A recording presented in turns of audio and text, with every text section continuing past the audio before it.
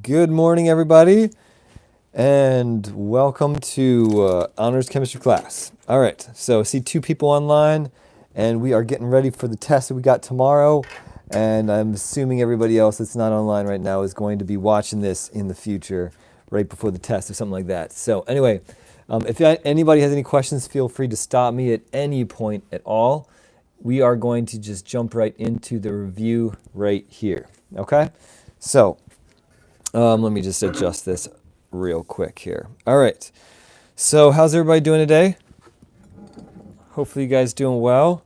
May 5th. All right, so we got convert Kelvin to Celsius when you're going from Kelvin to Celsius, and it's important to keep this in mind whether you add or subtract, because that could be pretty easy to get these wrong if you subtract when you're supposed to add or add when you're supposed to subtract. But going from Kelvin to Celsius, keep in mind that Kelvin, 0 Kelvin is absolute zero, so you can't go lower than that, right? And so when you're converting to Kelvin, you're always adding. When you're converting from Kelvin, you're always subtracting, okay? Because Celsius can be negative, but Kelvin can't. So we're going to go ahead and do 817, and we're going to convert that by subtracting. So 817, and you're going to subtract 273, all right? 544. So that's 544 degrees Celsius. Number 2, PSI to ATM. So we have 17.7 PSI. If we're going to ATM, we know that 1 ATM is 14.7 PSI. So that's going to be a little bit more than 1. So 17.7 divided by 14.7. That gets us 1.2, 1.20, 1.2 ATM. All right, let me pause here, see if anybody's... I don't see anybody with me, no comments. So I guess there's only 2 guys. Say hi to me in the chat there just to let me know that there's somebody listening right now. It's nice to know. I know somebody's going to listen later. I know the people will eventually show up to try to figure out the answers and at least check their work. Jonathan's here. Good to see you, or good to see your comment here this morning. All right. If you guys have any questions, just just interrupt at any time. Yes, Eliana is also here. And by the way, did everybody get the lab to work? I hope you guys got the lab to work. I hope you guys didn't find it too frustrating. We're able to get through all the calculations and enjoyed doing it. I hope. I haven't looked at any of the labs yet. I'm sure somebody's turned it in by now. I think it's, yeah, good. So if you guys had any problems, I know there's only, there's somebody else joining us. We got 3 people now. That's nice. All right, so you guys got it to work. If anybody has problems with it, now's the time to ask. Anyway, I'm going to go ahead and just jump down here, and I'll be looking back and forth at the comment section too. So why is it easier to cut with a sharp knife than a dull knife? We've already had this question, I think, before. So basically, a sharp knife has a smaller contact area. Smaller contact area. When it touches something, there's a smaller contact area between the 2 objects, right? So your sharp knife basically is something more like this, where you have a fairly small contact area. Your dull knife is going to be, more like this, although, this might be exaggerated, but you have a larger contact area there. And you can say it one of 2 ways. You can say, all right, so because you have pressure is what actually cuts something, and you have a certain amount of pressure needed to cut a certain material. And so you can say, okay, if you have a smaller contact area means a greater pressure for the same amount of force. Or you could say the smaller contact area means that you need a smaller amount of force to achieve the same pressure. So either way works to explain why a sharp knife can cut easier than a dull knife. What causes air pressure? Air pressure is caused by gas particles bumping into stuff. So gas atoms and molecules bumping into stuff. That's going to be air pressure. All right. The buoyant force is caused by the air pressure below an object being greater than the air pressure above an object. And that's simply because the density of the air is greater below an object than above an object, which causes more collisions below an object than above an object. All right. So in general, buoyant force is acting on everything, right? Not just things that are lighter or less dense than air, but the buoyant force works on everything in any kind of fluid because the pressure is greater below an object than above an object. Okay. And some of these I don't feel like writing down, so hopefully you guys are okay with that. Number 6, a man can pierce, and this is a true story. I watched a random YouTube video about a guy that could break a coconut with one finger, which is crazy that he could do that and not break his finger, but he could. And the craziest thing about this is that they basically calculated that a coconut is approximately as strong as a human head.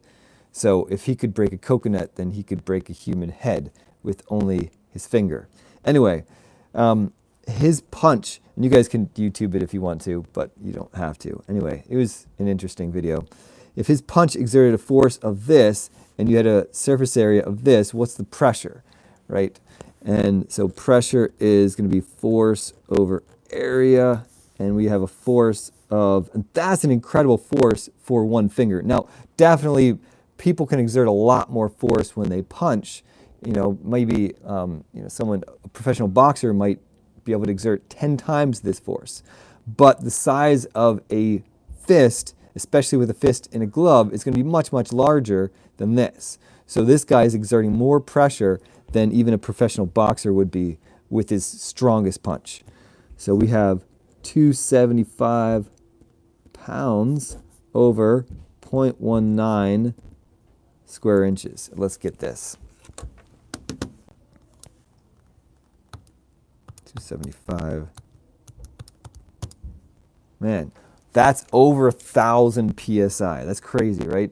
Let's see, we got about 2 sig figs, so we're going to round that off to 1,500. We have 1,500 psi. So watch out for this guy. Don't let him hit you with one finger. 1,500 psi for a one finger punch. If the pressure of a gas is doubled, so we have pressure being doubled and the temperature remains the same, what happens to the volume? Okay, so because the temperature is remaining the same, it doesn't mention number of moles, so we're going to assume they are remaining the same too. And we know that as the pressure goes up, the volume is going to go down, right? And so if the pressure is being doubled, the volume is halved. Halve. I don't know. Is that how you spell halved? All right, this is embarrassing. So is it with an F or a V? I think it should be halved with a V, but who knows? I could be totally wrong. So the volume is halved, so it's half of the original volume, right? And that's why, because as essentially Boyles Law, right? Boyles Law it could be your one-word answer or two-word answer, right? Boyles Law states that as the pressure increases, the volume is going to decrease. So if the pressure is going to double, the volume is going to be half the original volume, right? Or we could even understand this a little bit better, and I want you guys to make sure you understand the collisions. We could understand it this way. So if as the volume gets smaller, right? So smaller volume, we have more collisions because the particles are closer together. And more collisions means you have a higher pressure. Okay, all right, so moving right along. Number 6, the absolute temperature of a gas is tripled. And again, when we see this, we probably don't need to do any calculations. We can just figure it out in our heads. When the absolute temperature, so absolute temperature means that it's in Kelvin, of a gas is tripled, the volume is held constant. What happens to the pressure? So if volume is constant, and it's, again, because it doesn't mention moles, we're assuming the number of moles is going to remain constant. So what's going to happen to the pressure? Well, in that case, if the temperature goes up, we know as, and this is the the Gay-Lussac law, right? So basically, as the temperature goes up, the pressure is also going to go up. And we could say if that's going to be tripled, the pressure is also tripled. Okay? Why? Because, and you could say, well, because of Gay-Lussac's law, but that's not really a why. That's kind of the mathematical explanation or the mathematical law of what happens. Why? Because as the temperature goes up, the particles move faster.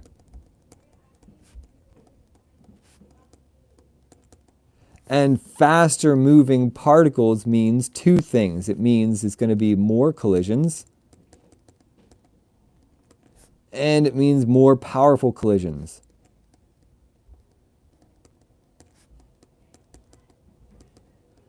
But it just so happens that these things work together, and so it's actually a linear relationship. So as the temperature is tripled, the pressure is tripled. Okay? Or if pressure was held constant, as the temperature was tripled, the volume would be tripled. But here the volume is held constant. Okay? So next up, we have a balloon that contains 13 moles of air and has a volume of 75 gallons. If a leak in the balloon causes the volume to decrease to 69 gallons, how many moles of air escaped? So, nice. We've got Avogadro's law here, and Avogadro's law is going to be, let me see,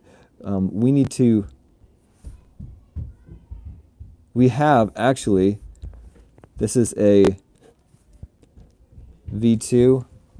Let's change our color here.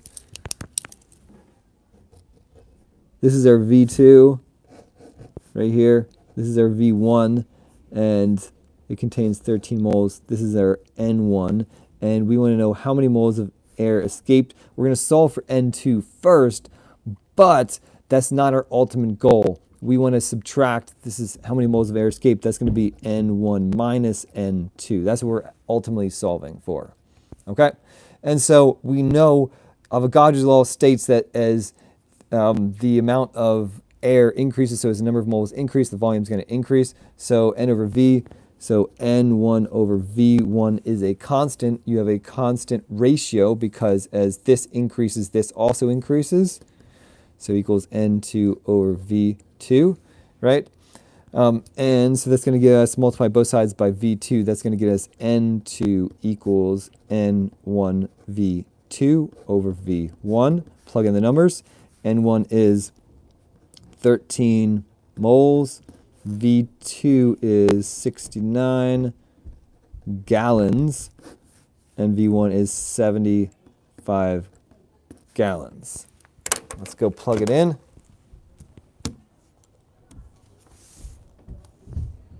$13 times 69 divided by 75.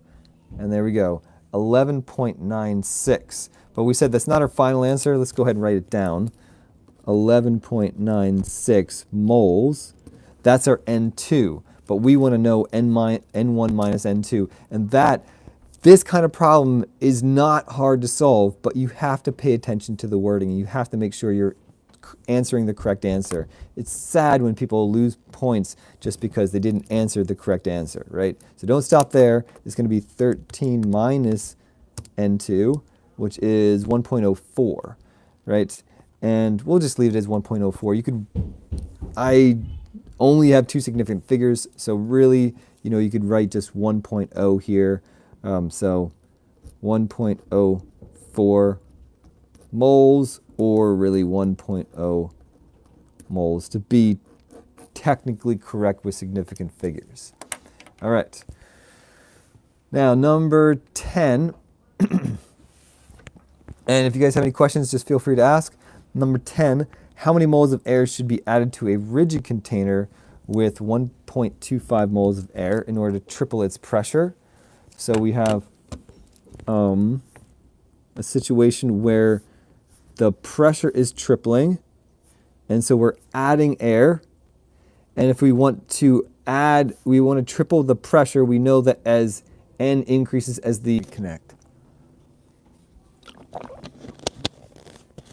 Okay, looks like we're back. A little bit of trouble here for the connection, but it looks like we're back here. So back to this problem. we have, this is our N1, right? That's our initial number of moles of air. And we want to triple the pressure. And we know as if you keep the volume the same, so rigid container, that's going to mean a constant volume. And we want to triple its pressure, so we need to triple the amount of air you have in there.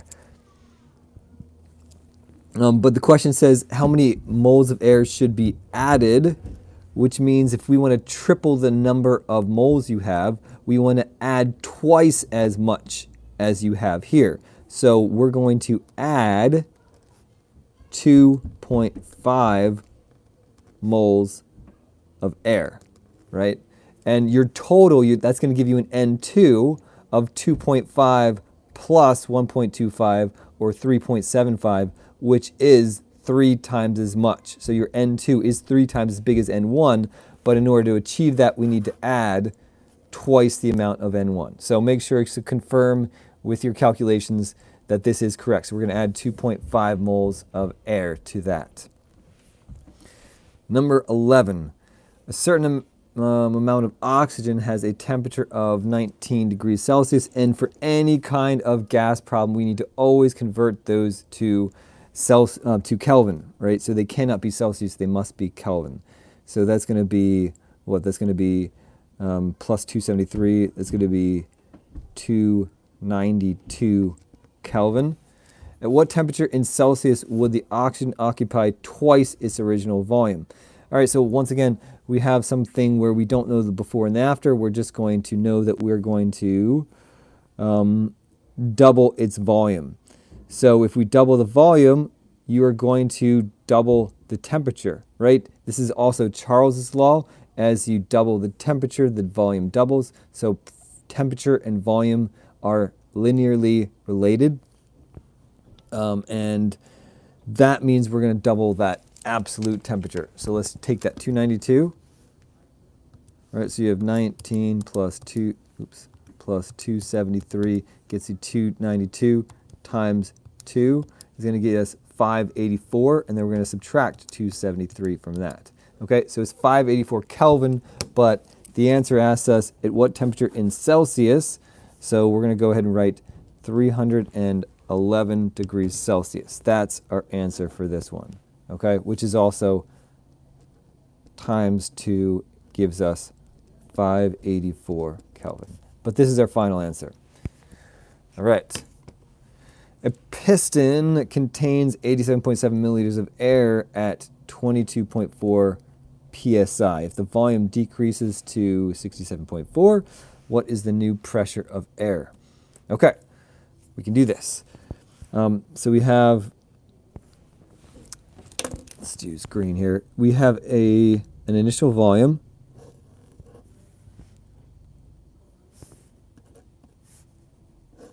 We have an initial pressure, and the volume is decreasing, so this is going to be our V2, and we are solving what is the new pressure, so we're solving for P2.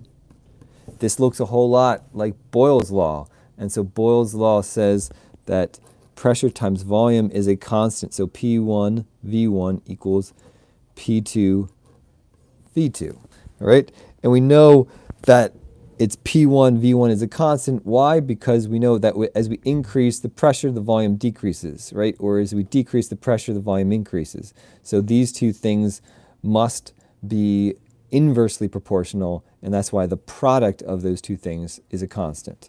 So if we're solving for P2, we're going to divide both sides of the equation by V2. That's going to get us P2 equals P1 V1 over V2. Plug in some numbers. Our P1 is 22.4 psi. It's perfectly okay to use psi here. It just means that our answer is going to be in psi. It's perfectly okay to use milliliters here as long as this is also milliliters. So your units can be anything as long as they are consistent with each other. V1 is 87.7 milliliters, and our volume is 67.4 milliliters. Let's go ahead and plug that in. 22.4 times 87.7 divided by 67.4. Gets us 29.1 psi. And it's psi because these units are psi right there, right? And so let's just check to make sure. Right, we have a volume decreasing, so we expect the pressure to increase, which it is. Next up, a gas cylinder. So we have a fixed volume in this case. A gas cylinder has 3.21 moles of helium. We have a volume and a pressure, and we want to know what's the temperature of the helium. Okay, so this, when we have, there's no before and after, right? We have a moles. So this is going to be our N. We have our volume. We have a pressure, and we're solving for the temperature. And we want it to be in degrees Celsius. So this is going to be an ideal gas law kind of problem. So we have PV equals nRT, solving for T. That's going to get me divide both sides by nR. NR over NR are going to cancel out, so T is PV over NR. Plug in the numbers. P is 12.5 atm, which is perfectly fine for a gas cylinder. The volume is 7.15 liters. N is 3.21 moles, and R 0.08206 liters atmospheres per mole Kelvin. So that's going to get us 12.5 times 7.15 divided by 3.21 divided by, and you can put the whole denominator in parentheses, or you can just divide multiple times. That works fine. I know you might not be used to doing that way, but it's really the easiest way to do it. So we divide by 3.21, and we take that answer and divide by R, or 0.08201. So divide by 0.08206. And this is going to get us 339. Now 339 is the temperature in Kelvin, so we're going to go ahead and subtract 273 from that. That gets us 66 degrees Celsius. So it's a little warm, right? That's going to get us, let's see, 339 Kelvin, which when we convert it to Celsius is just 66 degrees Kelvin. All right. Questions so far?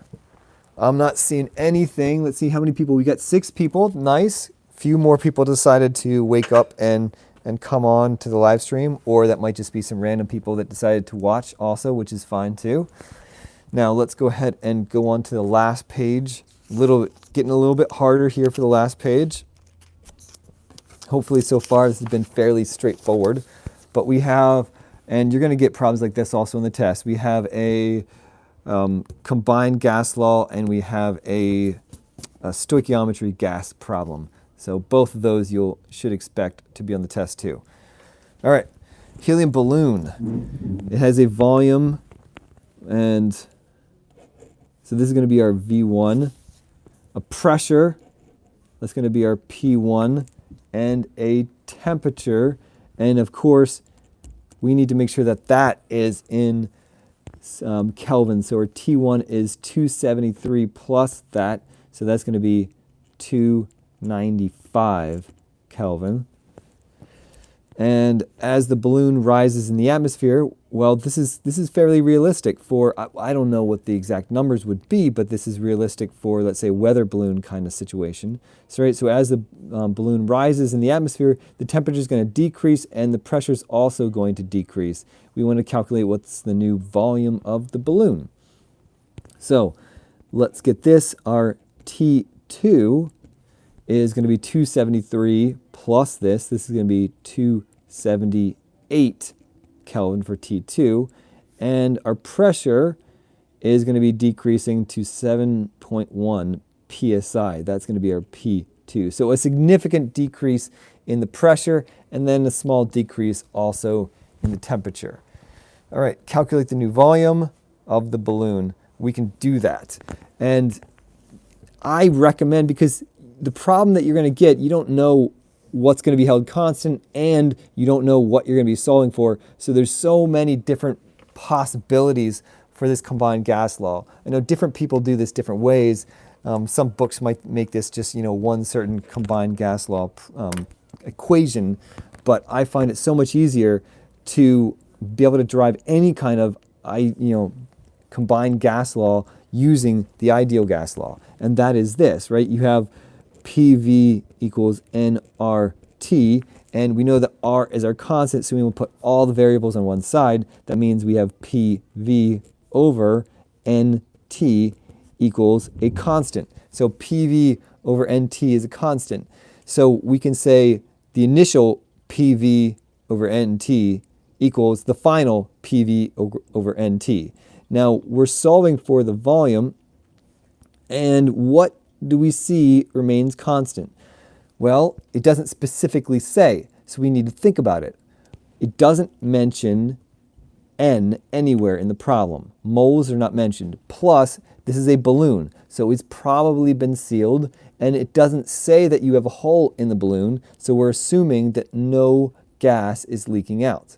Now we know that balloons do leak out gas very, very slowly, but this is probably happening fairly quickly, so we can assume we have a constant N. That means that if we have a constant N, that means that we have PV over T is going to be a constant, right? And so we can say then that P1 V1 over T1 equals P2 V2 over T2. Okay? Once we have that, then we can go ahead and solve for V2 right here. And we're going to do that by multiplying both sides by T2, divide both sides by P2.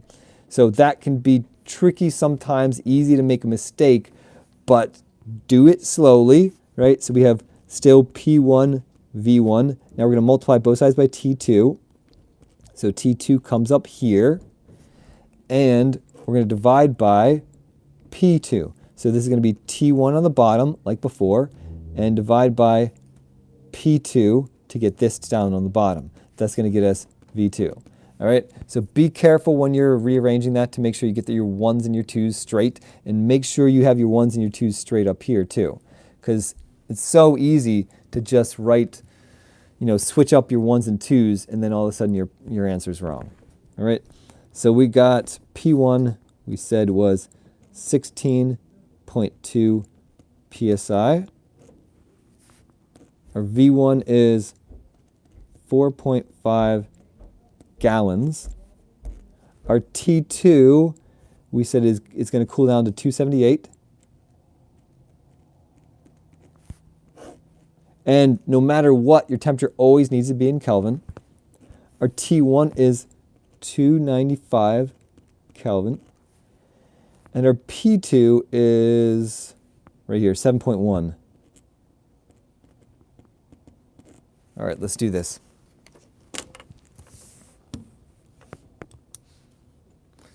$16.2 times 4.5 times 278 divided by 295 divided by 7.1. That gets us 9.66. 9.66. And our units, 9.66. Our units are going to be what? Well, notice that we have here PSI over PSI. We have Kelvin over Kelvin. And the units we're left with, of course, are gallons, the units that we had for our initial volume. And it asks us, well, this is nice. It says calculate the new volume of the balloon in gallons.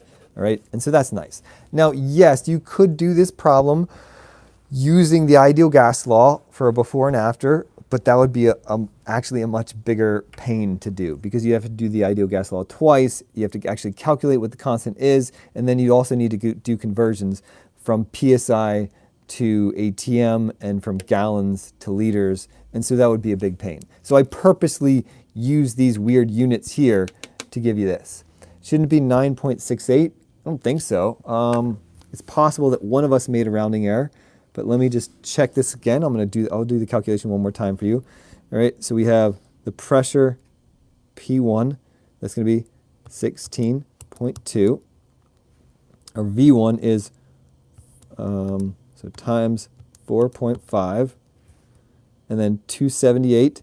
Did I get that temperature right? Right, 273 plus 5 is 278, so times 278 divided by 295, is that temperature right?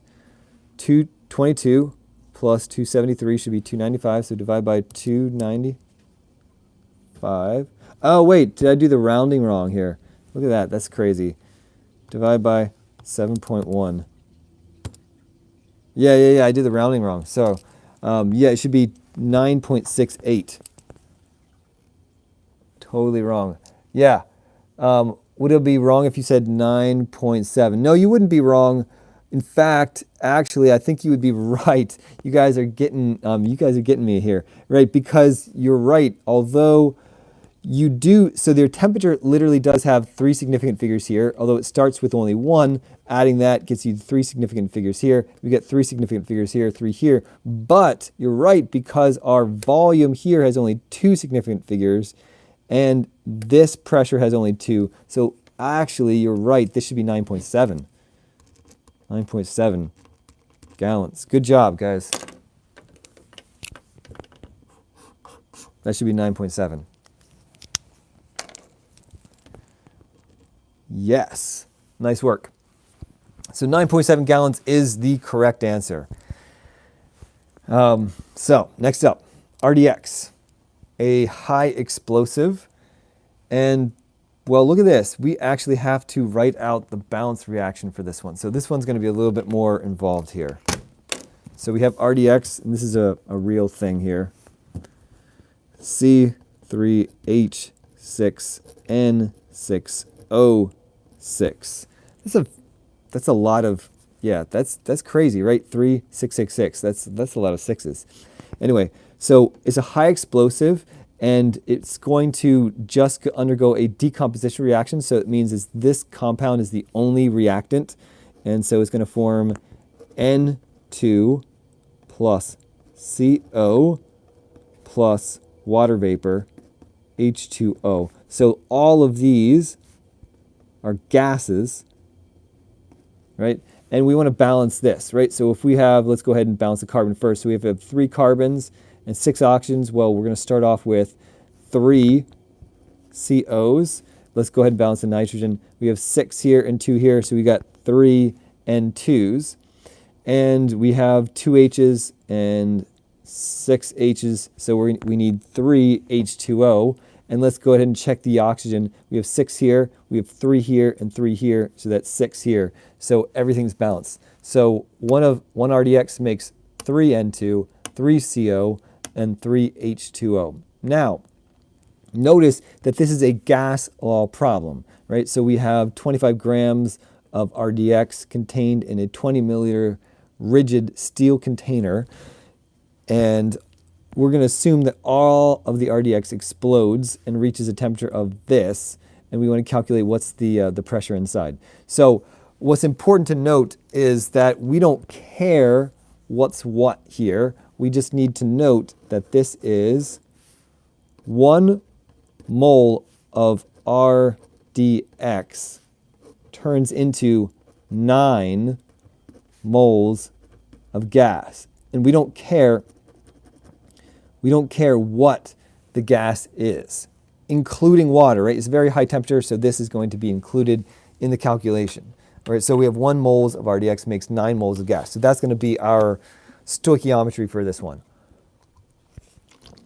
Now, you could solve, let's say, for nitrogen and then multiply that number by 3 or something like that, but let's just do it this way. I think this makes the most sense. So we need to calculate the molar mass of this, so we can convert grams to moles, and then moles of this to moles of gas, and then moles of gas to ultimately pressure in this one. And let's go ahead and do that. So for the molar mass of RDX, that's going to be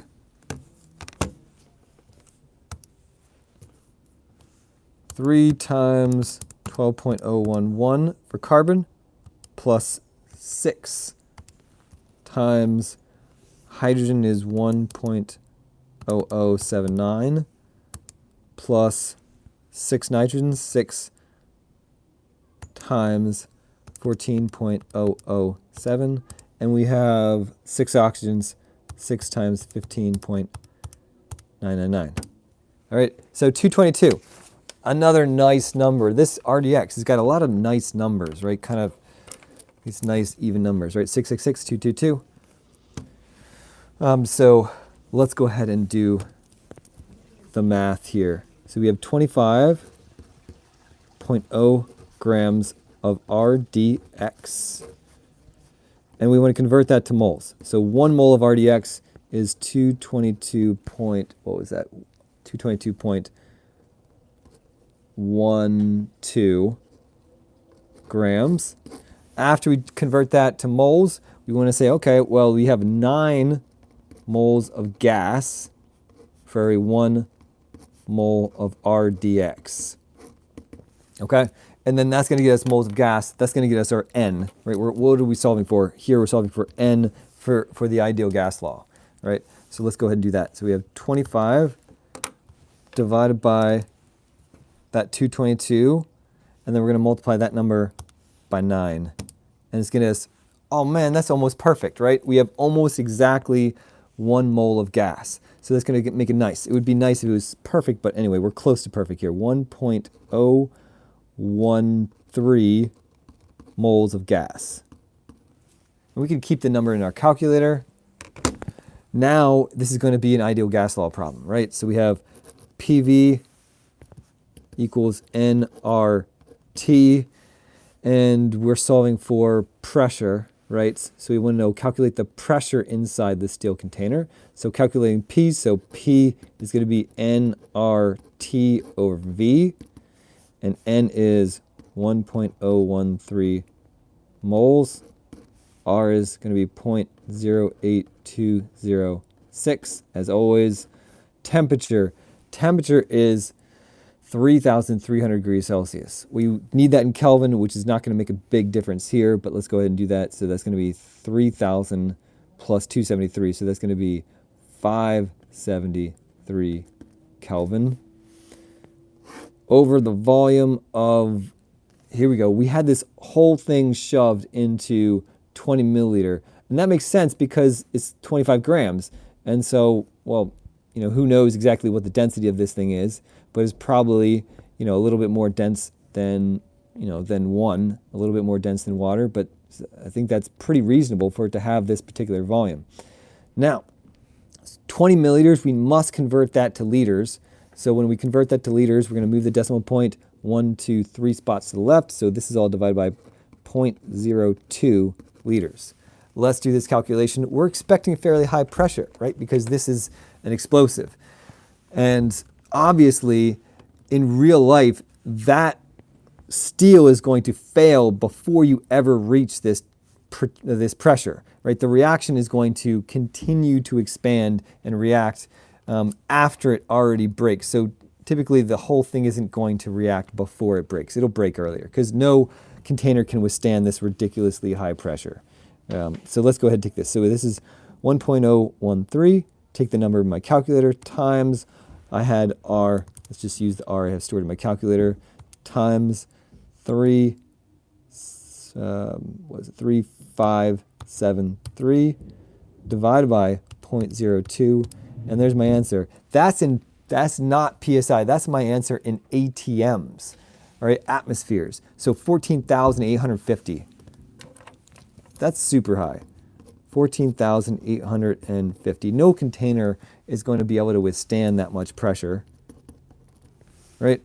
And let's go ahead and calculate. We can calculate the, what's the pressure in, yeah, they want us to solve it for PSI. So 14,850 ATM, well, 14.7 PSI over 1 ATM. So I just multiply this number times 14.7 gets me 218,000. I'm not sure. How many sig figs do we have here?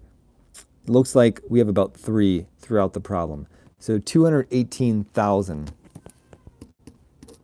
218,000 psi. Okay, which is fairly high pressure. All right, so guys, that's it. We're done. We're all done the review, and our time is pretty much just about up too. Does anybody have any questions about anything, about the test, about these problems, about the lab, about other problems, anything at all?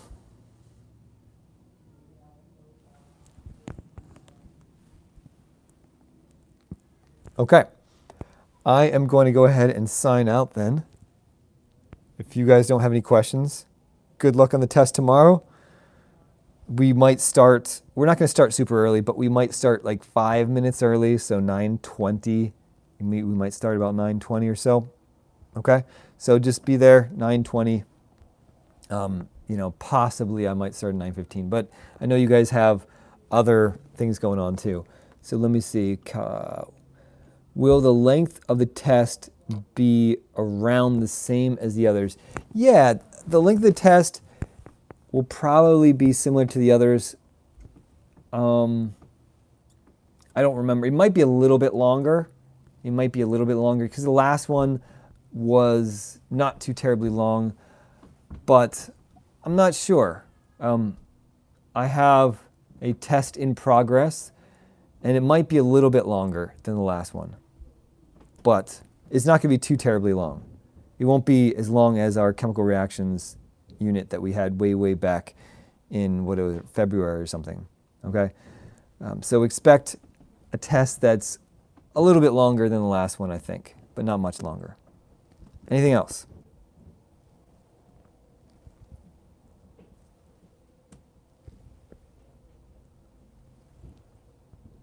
Okay. It looks like a beautiful day out today. I think it's going to rain tomorrow, so enjoy the day today if you can, and have a great rest of your day. All right. If you guys have any questions that you think of later, just email me. All right. See ya.